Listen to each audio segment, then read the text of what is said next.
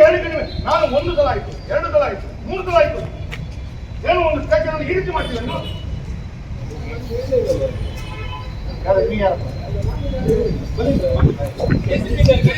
ಯಾರು ಬೇಡಿ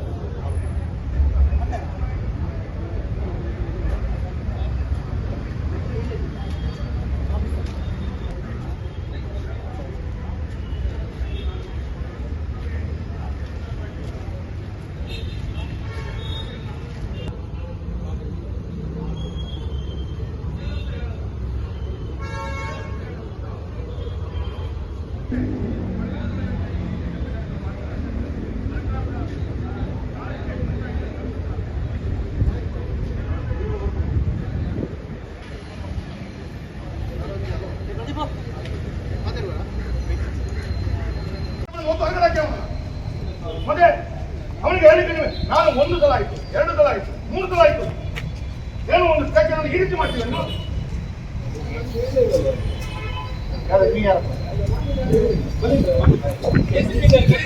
ಯಾರು ಬೇಡಿ ಎಸಿಪಿ ಕೈವತ್ತು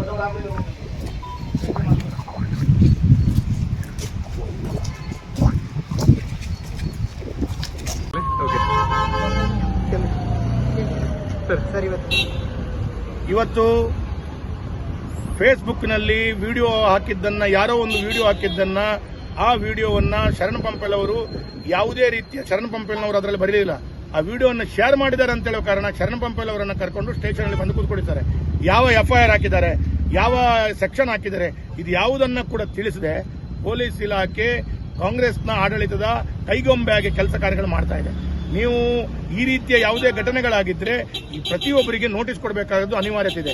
ಈ ನೋಟಿಸ್ ಕೊಡದೆ ಕೂಡ ನೀವು ಏಕಾಏಕಿಯಾಗಿ ಯಾವ ಸೆಕ್ಷನ್ ಹಾಕಿದ್ರಿ ಅಂತ ಹೇಳಿದ್ರೆ ಪೊಲೀಸ್ ಅವರು ಈ ರೀತಿಯಲ್ಲಿ ಬಂದು ಪೊಲೀಸ್ ಸ್ಟೇಷನ್ ಅಲ್ಲಿ ಕಂಡು ಕುತ್ಕೊಳಿಸ್ತಾರೆ ಅಂತ ಹೇಳಿದ್ರೆ ಇದಕ್ಕೆ ಕಾಂಗ್ರೆಸ್ನ ಆಡಳಿತದ ಶೈಲಿ ಹಿಂದೂ ಸಮಾಜದ ಅಥವಾ RSSನ ಮುಖಂಡರಿಗೆ ಅಥವಾ ನಮ್ಮ ಯಾವ ಎಲ್ಲ ಮುಖಂಡರುಗಳಿಗೆ ಉಳಿಗಾಲಿಲ್ಲದ ರೀತಿಯ ವಾತಾವರಣ ಸೃಷ್ಟಿ ಮಾಡ್ತಾ ಇದೆ.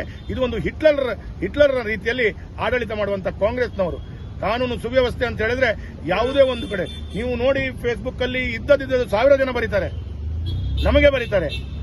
ಬರೆದಂತ ವಿಚಾರಗಳಲ್ಲಿ ಯಾವುದಾದ್ರೂ ಒಂದು ರೀತಿಯ ಕಾನೂನು ಕ್ರಮವನ್ನು ವಹಿಸಿಕೊಳ್ತಾರೆ ಅಂತ ಹೇಳಿದ್ರೆ ವಹಿಸಿಕೊಳ್ಳಲ್ಲ. ನಮ್ಮ ಶರಣ್ ಪಂಪೆಲ್ ಅವರು ಬರೀತಾರೆ ಅಂತ ಹೇಳಿ ಆದ್ರೆ ಬೇರೆ ವಿಚಾರ. ಅವರು ಬರಲಿಲ್ಲ, ಅವರು ಖಾಲಿ ಶೇರ್ ಮಾಡಿದ್ದಾರೆ ಅಂತ ಹೇಳಿದ್ರೆ ಈ ರೀತಿಯ ಶೇರ್ ಮಾಡಿದ್ರೆ ಅವರಿಗೆ ನೋಟಿಸ್ ಕೊಡಬೇಕಾಗೋದು. ನೋಟಿಸ್ ಕೊಡದೆ ಅವರ ಹೇಳಿಕೆ ಪಡ್ಕೊಳ್ಳದೆ ಅವರನ್ನು ಬಂದು ಸ್ಟೇಷನ್ ಕೂತ್ಕೊಳ್ಳಿಸುವುದು ಇದನ್ನು ಖಂಡಿಸ್ತೇವೆ. ಇದಕ್ಕೆ ಕಾನೂನು ರೀತಿಯಲ್ಲಿ ಯಾವ ರೀತಿ ಹೋರಾಟ ಮಾಡಬೇಕು ಅದು ಒಂದು ಮಾಡುವಂಥದ್ದು ನಾವು ಮಾಡ್ತೇವೆ. ಆದ್ರೆ ಇದು ಕಾಂಗ್ರೆಸ್ನ ಕೈಗೊಂಬೆ ರೀತಿಯ ಆಟವಾಡುವಂತ ಇಲಾಖೆ ಆಗಿದೆ ಅಂತ ಹೇಳಿ ಹೇಳಿಕ್ಕೆ ಬಯಸ್ತೇನೆ.